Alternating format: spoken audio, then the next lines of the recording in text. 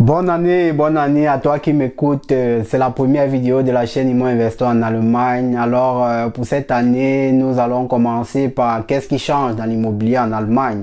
Alors, si tu te poses des questions, qu'est-ce qui a changé dans l'immobilier en Allemagne pour l'année 2023, je t'invite à suivre cette vidéo jusqu'à la fin, car à la fin, je te dévoile même comment certaines personnes font pour pouvoir récupérer complètement leurs impôts en Allemagne. Alors, on se retrouve juste après le générique.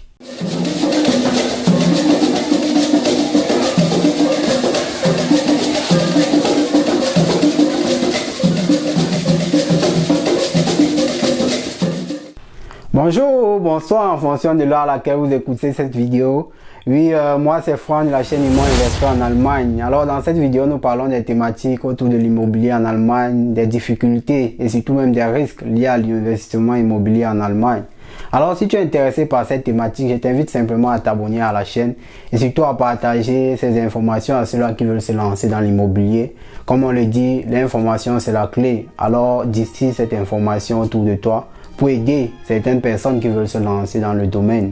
Oui, la chaîne Immo Investor en Allemagne offre des services d'accompagnement. Alors, pour toute personne qui veut bien se faire accompagner par la chaîne, nous vous invitons de nous contacter sur la chaîne. Et surtout, à partir du mois prochain, nous allons mettre un numéro à votre disposition pour pouvoir appeler, pour avoir d'amples informations sur ce que nous avons eu à dire et sur des thématiques dont nous parlons. Alors, restez connectés sur la chaîne, on est ensemble. Alors, pour entrer dans le vif du sujet, qu'est-ce qui change dans l'immobilier dans l'année 2023? Alors, pour commencer, nous allons passer par les nouvelles constructions. Pour ceux-là qui veulent construire des maisons en Allemagne ou bien qui veulent acheter les terres pour se faire construire.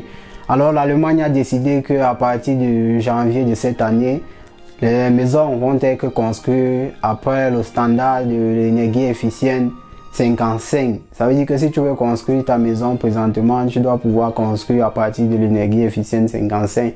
C'est une information que tu dois savoir si tu veux te lancer dans la construction en Allemagne. Le deuxième aspect qui change dans l'immobilier, c'est le Wohngeld. Ça veut dire que pour tous ceux-là qui n'ont pas assez de revenus, ou bien qui ne gagnent pas assez d'argent en Allemagne, ils peuvent bien demander le Wohngeld. Ça veut dire une subvention de l'État pour pouvoir se construire en Allemagne. Alors la subvention qui était dans le temps de 180 € a plus que doublé à partir de cette année. Ça veut dire qu'à partir de cette année, vous pouvez recevoir 380 € si vous êtes éligible à cette subvention-là. Alors c'est une information qu'il faut connaître si on veut se lancer aussi plus tard dans la construction ici en Allemagne. Alors le troisième point c'est le photovoltaïque. Alors tout ceux-là qui se demandent c'est quoi le photovoltaïque, c'est simplement les plaques solaires. Alors à partir de cette année, l'État allemand a décidé de subventionner ce domaine.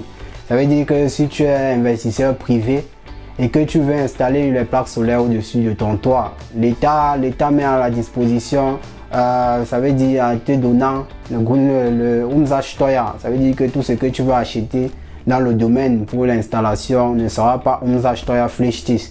Ça veut dire que la taxe sur la valeur ajoutée ne sera pas imposée à tout ce que tu vas acquérir. Ça veut dire que c'est un avantage car comme on le sait, il y a souvent 19% que tu dois payer. Après, c'est que tu as le prix exact, tu as 19% qu'on ajoute parfois. Alors, pour l'installation de cela, l'État allemand a décidé d'annuler ces 19%. Alors, tu peux te lancer en mode privé. Alors il faut aussi le dire, pour ceux-là qui ont déjà des plaques solaires, vous avez par exemple les plaques solaires et vous n'utilisez pas tout ce que vous consommez, ça veut dire vous donnez une autre partie à l'État pour la vente, ça veut dire vous vendez une autre partie, la partie que vous n'utilisez pas. Avant vous devez, ou bien vous aurez dû payer les impôts dans ce domaine, mais à partir de cette année, ce n'est plus imposable, ça veut dire que si vous avez je vais dire une puissance jusqu'à 30 kW. Vous ne devez plus payer des impôts, quoi. Ça veut dire vous dépensez et l'État, ce que vous n'allez pas consommer, vous vendez à l'État et la plus-value reste dans votre poche. Vous n'avez plus de taxes à payer dessus. Alors c'est un plus pour ceux-là qui sont en mode privé et ceux-là même qui se lancent ou bien qui veulent se lancer dans l'installation des plaques solaires. Vous devez prendre acte de cela. Alors, merci pour ceux-là qui ont vu la vidéo jusqu'à la fin. Comme je l'ai dit tantôt, la stratégie pour ceux-là qui veulent récupérer complètement les impôts, c'est d'installer les plaques solaires. Alors, comment cela fonctionne, nous aurons l'occasion de faire une vidéo pour expliquer explicitement comment cela fonctionne pour récupérer complètement ses impôts. Alors, si la vidéo t'a plu, je t'invite à partager cela à tous ceux-là qui seront intéressés, car comme on le dit, on reste ensemble et on partage les informations. C'était Franck de la chaîne Imo Investor en Allemagne. Bye bye.